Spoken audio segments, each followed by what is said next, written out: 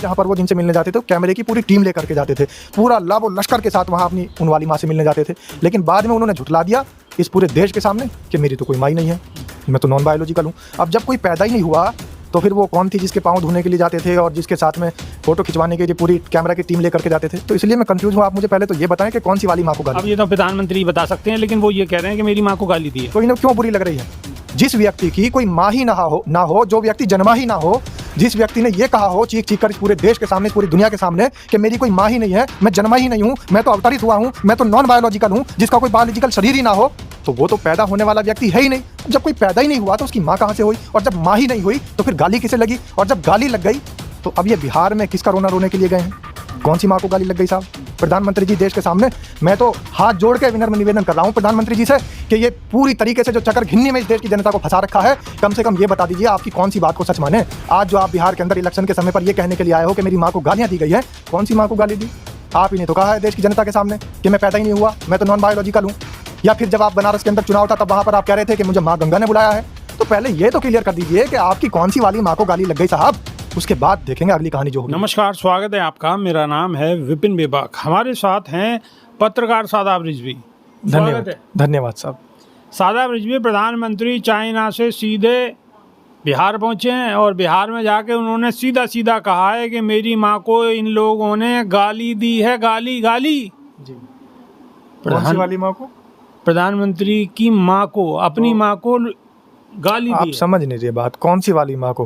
क्योंकि प्रधानमंत्री एक बार तो हमेशा ये कहते चले आए हैं कि माँ गंगा का पुत्र हूँ और माँ गंगा ने मुझे बुलाया है तो इसीलिए मैं आया हूँ। तो दूसरी बात कहते हैं कि मैं पैदा ही नहीं हुआ, मैं नॉन बायोलॉजिकल हूँ। तो एक तो हो गई वो प्रकृति वाली माँ, एक हो गई माँ गंगा वाली माँ, एक हो गई जिस धरती माँ की वो हर बार सौगंध खाते हैं कि इस धरती माँ की सौगंध खा रहा हूँ, मैं अपनी बहनों का सिंदूर नहीं उजड़ने दूंगा, देश नहीं मिटने दूंगा, देश नहीं लूटने दूंगा। तो धरती वाली भी माँ है उनकी।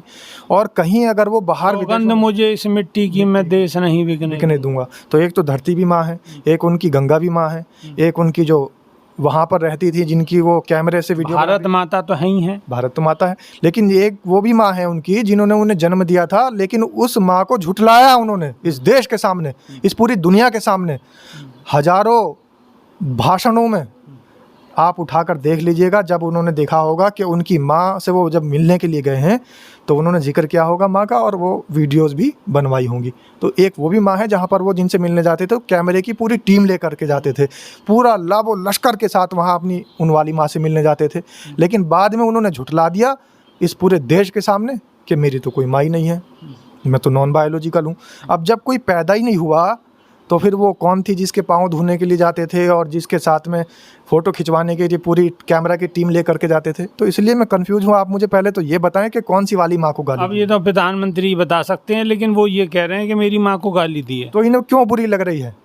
जिस व्यक्ति की कोई माँ ही ना हो, जो व्यक्ति जन्मा ही ना हो, जिस व्यक्ति ने ये कहा हो चीख चीख कर इस पूरे देश के सामने, इस पूरी दुनिया के सामने कि मेरी कोई माँ ही नहीं है, मैं जन्मा ही नहीं हूँ, मैं तो अवतरित हुआ हूँ, मैं तो नॉन बायोलॉजिकल हूँ, जिसका कोई बायोलॉजिकल शरीर ही ना हो, तो वो तो पैदा होने वाला व्यक्ति है ही नहीं। अब जब कोई पैदा ही नहीं हुआ तो उसकी माँ कहाँ से हुई? और जब माँ ही नहीं हुई तो फिर गाली किसे लगी? और जब गाली लग गई तो अब ये बिहार में किसका रोना रोने के लिए गए हैं? कौन सी माँ को गाली लग गई साहब? प्रधानमंत्री जी देश के सामने मैं तो हाथ जोड़ के विनम्र निवेदन कर रहा हूँ प्रधानमंत्री जी से कि ये पूरी तरीके से जो चक्कर घिन्नी में इस देश की जनता को फंसा रखा है, कम से कम ये बता दीजिए आपकी कौन सी बात को सच माने। आज जो आप बिहार के अंदर इलेक्शन के समय पर ये कहने के लिए आए हो कि मेरी माँ को गालियाँ दी गई है, कौन सी माँ को गाली दी? आप ही ने तो कहा है देश की जनता के सामने कि मैं पैदा ही नहीं हुआ, मैं तो नॉन बायोलॉजिकल हूँ। या फिर जब आप बनारस के अंदर चुनाव था तब वहाँ पर आप कह रहे थे कि मुझे माँ गंगा ने बुलाया है। तो पहले ये तो क्लियर कर दीजिए कि आपकी कौन सी वाली माँ को गाली लग गई साहब, उसके बाद देखेंगे अगली कहानी जो होगी बेबाक जी। लेकिन अगर गाली की कोई बात है तो गाली आखिर दी किसने? राहुल गांधी ने तो गाली नहीं दी, तेजस्वी यादव ने तो गाली नहीं दी। भारतीय जनता पार्टी के हैं, उनके गले में भाजपा के पटके पड़े हुए हैं। सोशल मीडिया का दौर है, एनालिसिस का दौर है, फैक्ट चेक हो जाते हैं। तमाम ऐसे चैनल, तमाम ऐसी वेबसाइटें हैं कि एक तरफ खबर निकलती है, दूसरी तरफ उसकी सत्यता सामने आ जाती है। सत्यता सामने आ चुकी है कि भारतीय जनता पार्टी का कार्यकर्ता था और राहुल गांधी की बढ़ती हुई रैली से खौफ खाकर ये लोग छोटे मोटे हथकंडे अपनाते रहते हैं। राहुल गांधी पे इन बातों का कोई फर्क नहीं पड़ने वाला। वो इन सब चीज़ों से आपका ऊपर कहना ये है कि राहुल गांधी की यात्रा को जो श्रेय मिल रहा है, उनकी यात्रा का जो देश के अंदर जो एक राजनीतिक क्रांति नई दिशा में जाती हुई नजर आ रही है, तो कहीं ना कहीं उसकी बौखलाहट में ये उसका काउंटर है। ये उसका काउंटर है। और सही बात तो ये है कि इनके पास शब्द भी नहीं होते। पिछली बार इन्होंने कहा कि कई किलो गालियां दी गई। मुझे इस देश के पूरे इतिहास में बता दो, चाहे आप आइंस्टीन से बात कर लो, न्यूटन से बात कर लो, चाहे बड़े बड़े साइंटिस्टों से बात कर लो, जो बड़े बड़े लेखक हों उनसे बात कर लो, कभी गालियों का वजन नहीं तोला गया।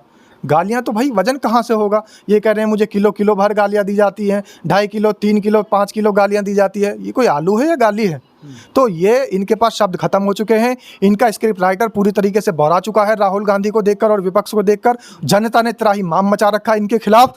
तो अब ये लोग सिर्फ और सिर्फ अपनी शाख बचाने के लिए उल्टी सीधी अनर्गल बयानबाजी करते चले जा रहे हैं। जो इनके मुंह में आता है वो बोल देते हैं, क्योंकि इनके जो भक्त हैं बस मोदी मोदी।